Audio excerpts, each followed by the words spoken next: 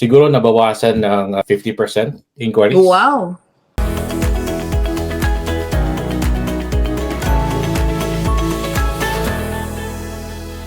Hey guys, here in a nutshell with me, Ina. Ang pag-uusapan natin today concerning international students again.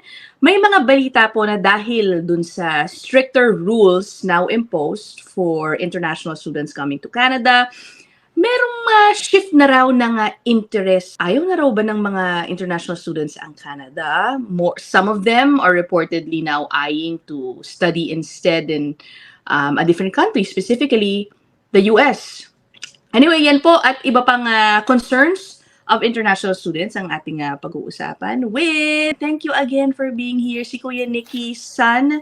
Nick Sun, ang co-founder, one half of Sun-Cor Unlimited, isang agency na tumutulong sa thousands of Filipino international students in Canada. Hello, welcome back, Kuya Nicky.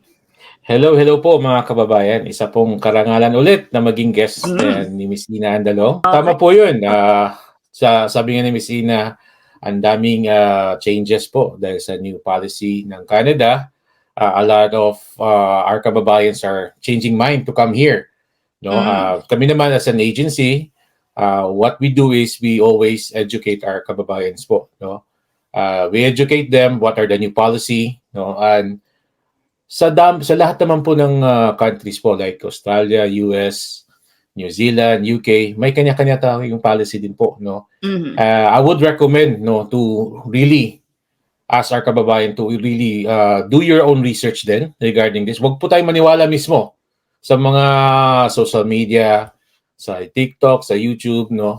We need to do our part to really understand ano ba talaga nangyayari kasi lahat po ngayon it becomes stricter na po yung international student pathway in all countries, in Australia, Canada, US, UK, New Zealand.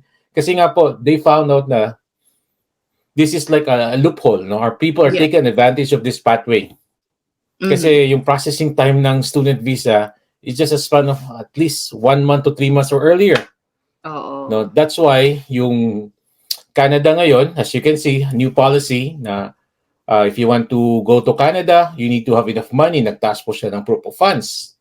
And if you want to bring your spouse with you, you need to take a master's or doctorate program. So these are the things that ni-implement ng Canada kasi gusto nila quality. Yung mga schools, chine-check na nila yung quality ng mga schools.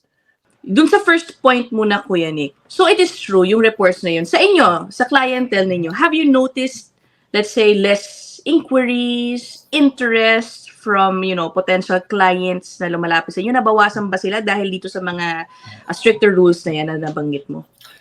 Totoo po. This is a very important new policy that really affects not only the agency but affects the school itself. Yeah. No, sa amin na side po, yes, siguro nabawasan ng 50% inquiries. Wow. Iba din, nag-withdraw na kasi biglang, ay hindi pala pwede yung postgrad or diploma, kailangan masters. Hindi ko kaya mag-masters. I'm not yet ready for masters. Yeah. Or kuya, ang taas ng tuition fee ng masters. Talagang affected din kami. No? With us kasi, we're not only processing student visa, we're also processing other types of visas like work visa, extensions, tourist visas, caregivers.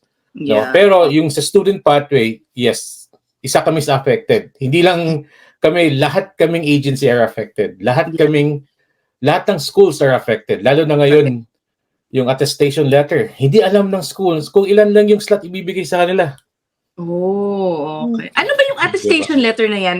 It's much talked about the past few days kasi yung colleges have started coming out yung guidelines nila for it. Isa po kasi yan sa require ngayon ng Canadian government for incoming international students. So nung January 22, 2024, nag-announce sila na if you want to process your study visa, you need to have an attestation letter from the province. So before, wala pa tayong idea paano makuha yung attestation letter na yon. Ang unang naglabas na province for attestation letter is the British Columbia. So yung British Columbia, mga schools, binibigyan nila ng slots. No? Kontrolado ng province yung slots. Tapos, once you get the LOA, the school will apply for the attestation letter sa province. So kung mabibigyan ka ng attestation letter, and then you can process your student visa. Ay, parang ano yun, to inform the government, okay, secured ang slot mo doon sa Yes, so college that na the province has control. No? Ay, Pero right now, British Columbia lang meron. Hindi ko rin alam, or hindi rin natin alam, baka sa ibang province, iba yung process. Hindi rin natin alam kung ilan yung allocation, no, sa other province. Oo. Ang magkagandahan nito, Miss Ina, yung master's at doctorate kasi hindi kailangan ng attestation letter. Hindi din sila kasama sa CAP, no. So, nangyayari ngayon, people are shifting to masters. Is it pricier, these courses, doctorates and master? Yes. How much pricier? Based on our research po, it's between 40 to 80,000 per year. Wow! Canadian dollars. Oh my gosh. Yes. Ang kaya yan nabanggit ni Kuya Nikki a few times na yung doctorate's degree. Kasi yan na po ang kurso na papayagan yung estudyante na dali ng kanyang asawa and children. Yes. Ever, ano.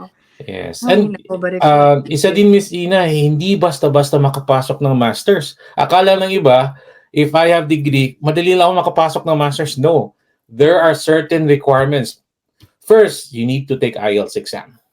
Alam naman natin, yun palang takot lahat eh. No? English exam yun, no? English literacy exam. Okay. Second, dapat may certain GPA ka. Dun sa Requirement. undergrad course mo. Yes. Tapos, meron ding recommendation letter from your professors or from your job. No, depende sa school. Nako. So, it's that and other, again, rules now set in place that are para nabawasan ng 50% yung nag-i-inquire sa kanila about the student pathway. But is it true, Kuya Nikki, ang nabasa kong report, now tinitignan daw ng mga gustong mag-international students, ang US. I was wondering if you can give us ano ba ang comparison ng international student program in Canada and the US? Okay. This is just based on my personal opinion. No? Okay. Yeah. I have friends na nag-study visa din sa US with other J1 visa, but most of them are yung feedback lang sa akin and this is just my opinion. It's harder there to get the green card or yung permanent residency kung student pathway ka. No? Mas mahirap siya. Sobrang hirap. Really? That I don't know, but it takes a lot of time and there's no assurance, no, sa US. This is just my opinion, okay? Kasi nga po, marami po kaming mga clients na galing sa US, naka-J1, naka-student doon, na lumilipat sa Canada. And marami na po kaming napupunta. Yun nga po, mahirap yung permanent residency. There are a lot of requirements po. Hindi nila for example, no, experience, dapat experience mo may certain level, yung salary, something like that. But yun nga po, mahirap it's a challenge for them to process the permanent residency or the green card holder from student visa. No, I'm not an immigration consultant to discuss about it, but once again, this is just my opinion. No, this is just the things that yung feedback sa akin na kaya lumilipat sila ng Canada kasi mahirap daw yung PR doon sa US. And not only in US, pati din sa UK, sa New Zealand, sa Australia, marami kaming clients na lumilipat dito. Let's say kahit dun sa Australia, Kuya Nikki, I heard parang medyo positive naman ang naririnig kong feedback sa mga students doon. Ano bang pagkakaiba naman? Is it also more difficult there to secure permanent residency? Ang Australia naman, as far as I know, it factors po yung age mo, no? Of course, factor mo rin yung IELTS mo rin when you take the permanent residency. Like I said, there's always a pathway for PR, kahit inong bansa pa. It's just a matter which one is applicable to your profile.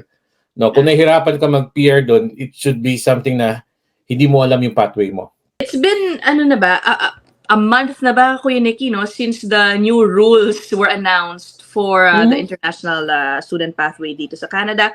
So far, palagay mo ba, I don't know if there's been already enough time for an assessment to say kung nakakabuti siya para sa international student community dito sa Canada. Would you say that the rules really are for the benefit of the... Ano nang naidulot rather? Yes, this will segregate or divide the serious applicant and the not so serious applicant. No? Meron naman tayong mga kababayan din. I'm gonna talk about sa Filipino lang. No? I'm not gonna talk other. Yeah, okay. Na meron talaga tayong kababayan talaga na gusto mag-aral lang. They don't care about PR. I want to study in Canada to upgrade my education. And meron tayong mga kababayan na gusto ko ma-PR, kaya lang gusto ko makapunta ng Canada ng mas mabilis, and yun na, nami-misled sila na through international student, mapi-PR ako. No? But once again, it does not guarantee permanent residency. No? Right now, ang gusto po ng Canada is quality na papasok sa loob ng Canada. So, first is they want masters and doctorate if you want to bring your family with you.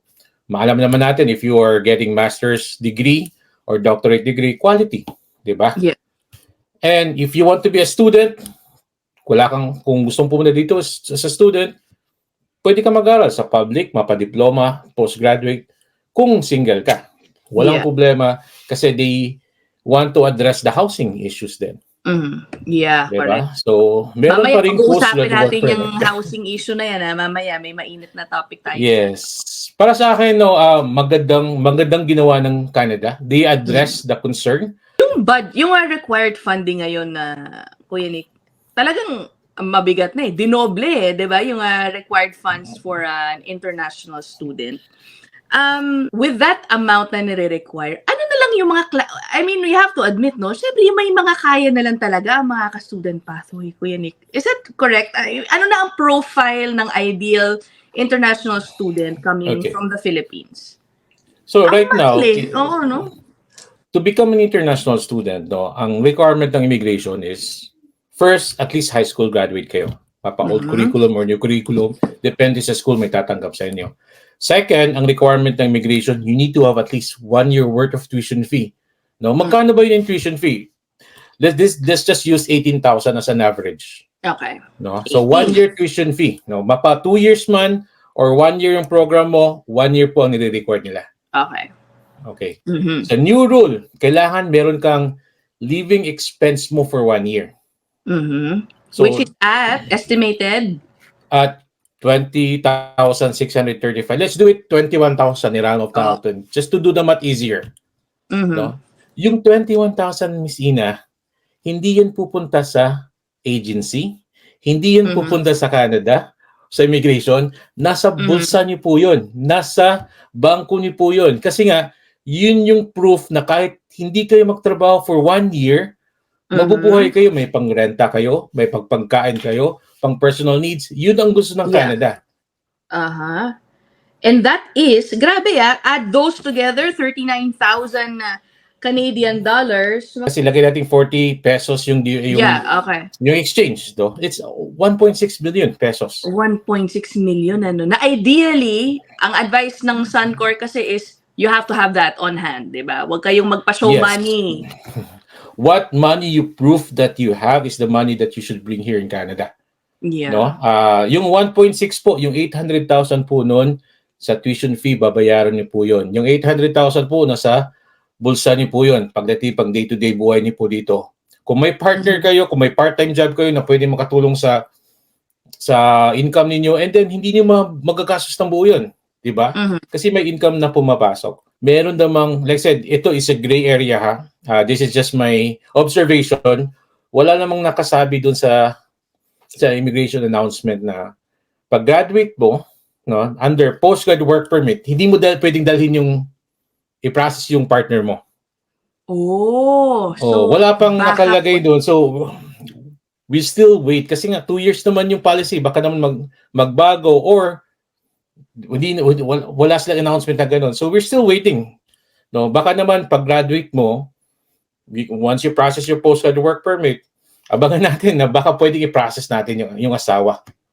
Oh, Diba? interesting. Oo nga, no? Kasi has that happened before? Before the announcement of these rules, Kuya Nikki? Kuya, sabi mo nang hindi naman may asawa, pero hindi talaga nila dinala while they were studying. No. And then when they were on a post-graduation work permit, tsaka nila kinuha. It happened before. Pwede yun. Yes, it happened. Yes, yes po. Oh, Hindi po mandatory magdala ng asawa, Oo. especially mga OFW po natin na nasa Saudi, sa UAE, Qatar, Oman, sa Singapore, Thailand, Taiwan.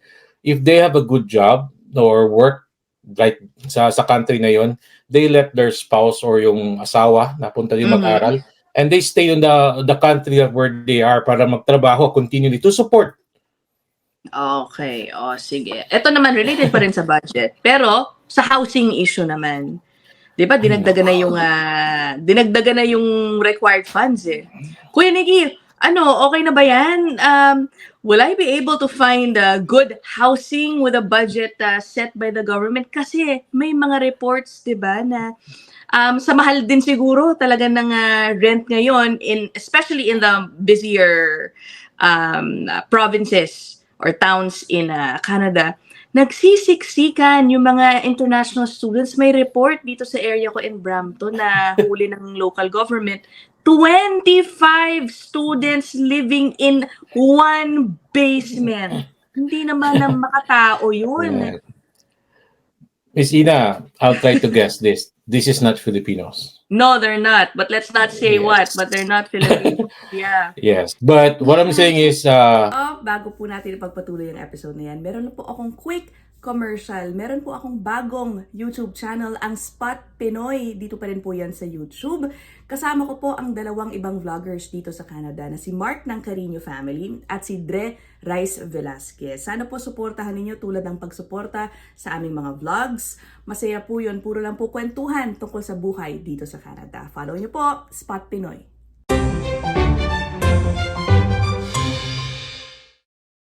Subscribe now.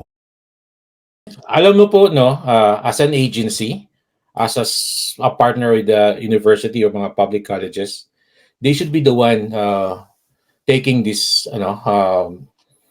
issues with housing. Ang mga agency din, hindi pwedeng padala ka ng padala. You should also guide them with housing din. Alam mo yun? Kasi these are your clients eh. You need to make sure na hindi lang pagdating, alam mo yun, sa Sundos Airport, hindi lang, alam mo yun, they should have a shelter, proper shelter here sa Canada kasi mahirap mag-umpisa dito eh. Lalo na kung wala kang kilala. Yeah. And I would like to challenge all agency na to do the same. No? Yung tulong nyo should not stop once the student arrive. No? It should be more help kailangan nila pagdating nila dito. It's not just us to. I'm challenging all agency. Hindi ako magme-mention ng pangalan, but if all agency can do this, yung problem sa housing should be lessened. No? Hindi sila ma-attempt, yes, daming scam sa housing. I'm gonna give you horror stories na sa Pilipinas pa lang nagbayad na sila ng down payment. Pagdating nila dito sa Canada, wala pa lang bahay. Pagdating nila dito sa Canada, kapwa Pilipino din na landlord. Oh my God. Yes. Those are real stories na nangyayari. My advice, no, kung bago kayo dito pupunta ng Canada, kung meron kayong kakilala, tell that landlord, pwede ko pang ipabisita na sa pinsan ko, kunwari, or sa kamag-anak ko yung property. Kasi yung naka-post sa Facebook po, na picture, hindi mo alam, that was 10 years ago, ang bago pa yung bahay. Pagdating mo doon, ang dami may ipis. May ibang lahi kang kasama. Ganun ang nangyayari sa mga Pinoy ngayon. Natatakot na sila. So we always recommend na, you know what, mas maganda po bago kayo magbayad, tingnan niyo muna yung bahay mismo. Yeah. Have someone else look at it. No? Yes.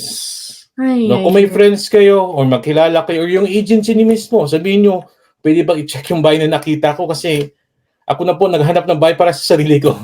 No? Pero totoo po ang nangyayari na, just to share po, nung pumunta kami dito way back 2016, nakatira po kami sa isang bahay na 5 bedroom, 5 pamilya po kami. Grabe. Ikaw, family ni Kuya Nikki, Yes, totoo po yun. And people can attest to this na... How was it living in that kind of situation? Ang maganda po dito is alam dapat ng landlord. Okay. No, wag po tayong magsinungaling sa landlord kasi pag nalaman ng landlord, they can always kick you out.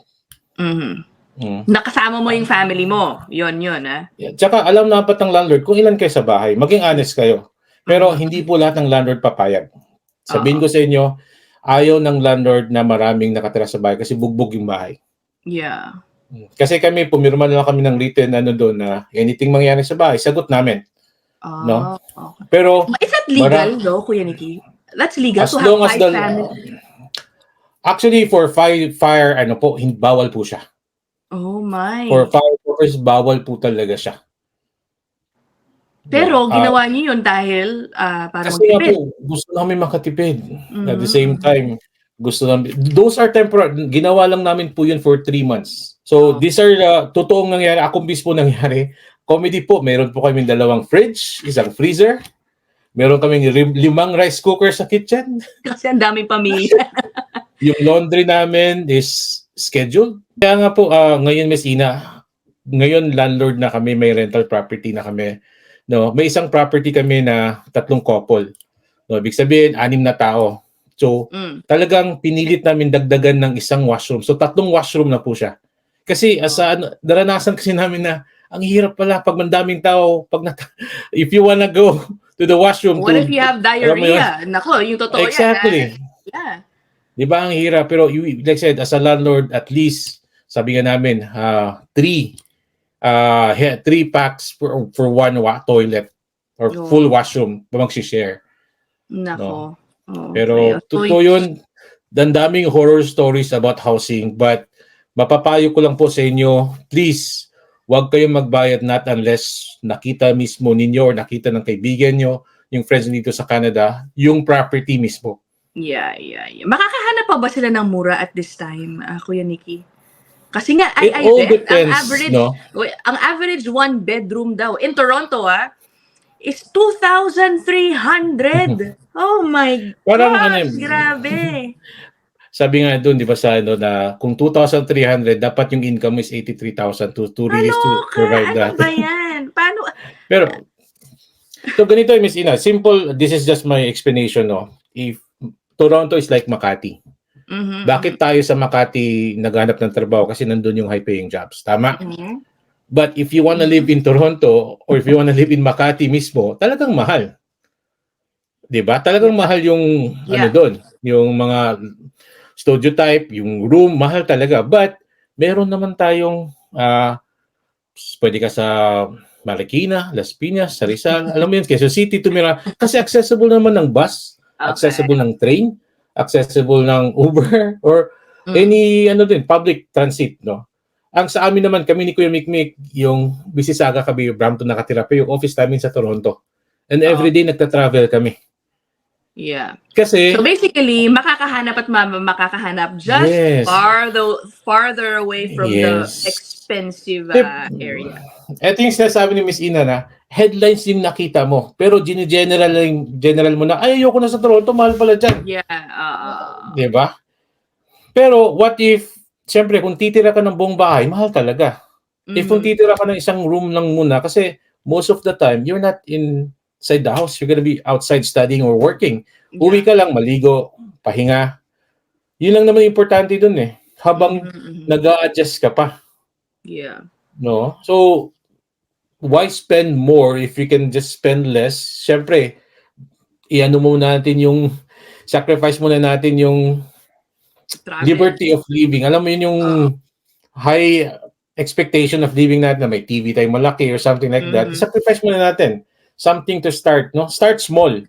And if nakaipon na tayo, if we have enough money, and then that's the time that we can have our own basement, no? Yeah. And ang kagandahan sa Canada, once you finish your studies, yung postgrad work permit, you can do it anywhere in Canada. Mapa city man, mapa province, mapa rural, mapa urban, you can go anywhere in Canada to do your postgrad work permit.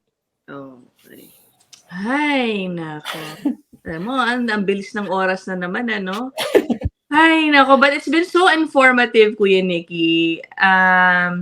Nakakalungkot, ano, yung sa housing. Pero tsaga-tsaga lang, sabi nga ni Kuya Nikki, you will find somewhere to stay. At huwag kayo fall victim doon sa mga abusado ng mga Yes. landlords naman na pinagsisiksikan para mga sardinas sa mga rental properties nila. Oh my gosh. There are still good landlords out there, right? Yes, Filipinos are not like that, no. But like I said, I'm not saying meron at meron din po tayong mga kababayan na taking advantage sa kapwa Pilipino din. Pero yun nga, do your own research, no. I-check niyo po magkano ba yung renta sa lugar na to talaga, no. And there's no harm in asking. No? Ay, okay. Thank you so much, Kuya Nikki, for this very helpful, insightful episode. Yes. Again, maraming salamat. And alam mo na, sana hindi pa rin ito ang last. Okay. Yes. Di ba, Na-excite ako.